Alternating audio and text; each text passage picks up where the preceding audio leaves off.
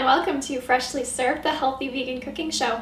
I'm Heather, and tonight we're going to make a beautiful fresh green soup that's going to be based of peas and watercress, and I'm going to put some mint in there for flavor.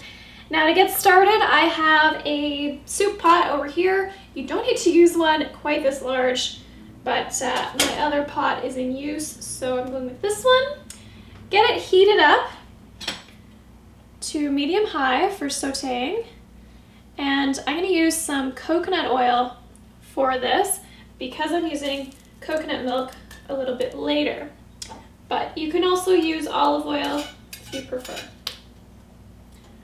Okay. The thing about coconut oil is it needs just a second to melt as opposed to most other oils which start as liquid. Okay. I've got a sweet onion diced up here. I like the mild flavor of sweet onions for certain things, and in this soup it's going to be fantastic because the flavors are so nice and light. I didn't want to overpower it with a very spicy onion. So get those in the pan, the pot, and toss them around in the oil, and then cook them until they are nice and soft.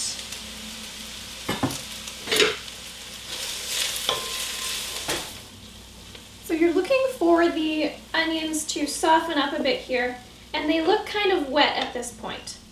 So that's perfect. Then what I'm going to do is put in the peas.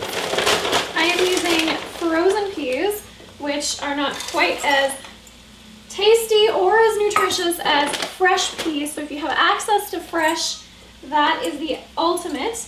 But frozen are the next best thing. They don't lose a whole lot of nutrients. They're very easy to use because they come in a bag.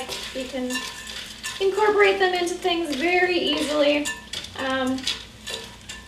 They're just something that's really easy to work into your daily diet. So I'm okay with frozen peas. Now, water is next. This is a soup after all, and you don't want to use too much water. I'm using 4 cups here, and just give these peas a little bit of a time to melt before we add the fresh watercress and mint. Takes a little bit for your water to get up to a boil because 4 cups is a little bit of water. If you're in a rush, good tip is to boil the water separately in a kettle while you saute the onion, and then when you put it in, it'll be already boiling.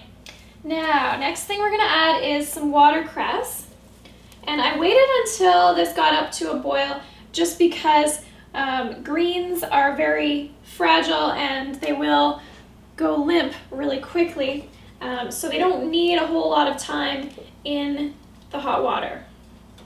Now, watercress is a green, and if you can't find it, you can substitute it for any other kind of mustardy flavor green. It's a little bit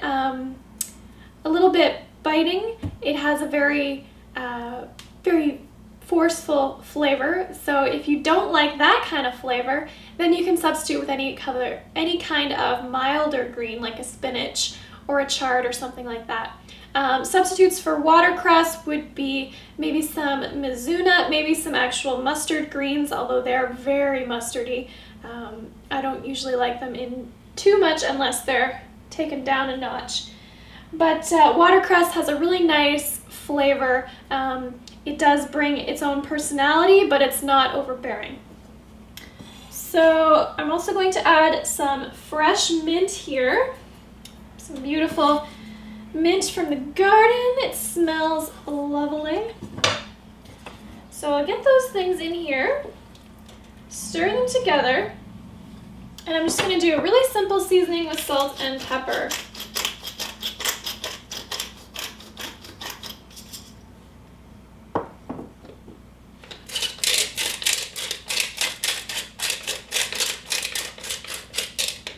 As always, salt is to bring the flavors together. There's nothing really to cook here, so it's more for bringing the flavor of the mint and the watercress together with the peas. So just cover this up again, and let it simmer 5 to 10 minutes and we'll be ready to move on. So things have been simmering away here for about 10 minutes and the peas look like they're nice and soft. The greens have wilted, so I'm ready to move on, and what I'm going to do next is blend this up, and I like to use my hand blender for this because I find it just so simple. If you want to use a blender, if you don't have one of these guys, but these are really cheap, I recommend checking into them. If you use a blender, you have to let this cool for a little bit, and then all you do is take the solids out. So if you have a slotted spoon, something that you can scoop things up but it drains the liquid out, that's the best thing to use for transferring to a blender. But like I said, this one's really simple. You just stick it in, blend it up, and you're good to go. So I'm going to turn that off. And what you want to do when you're using a hand blender is make sure that the opening of the blender gets below the line of the liquid.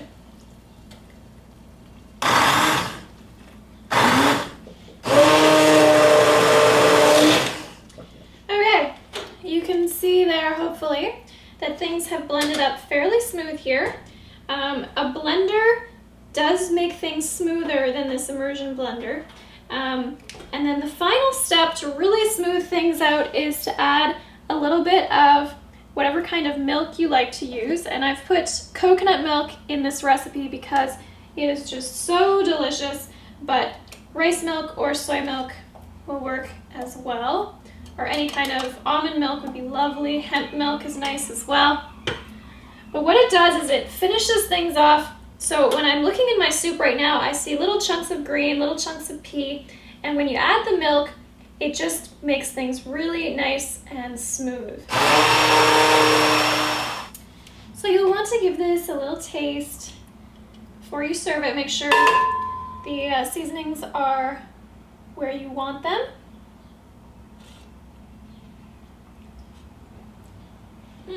Perfect. There's just a little bit of pepper, but mostly what's coming through is the pea, and then the watercress is a little background with the mint as well. Yummy!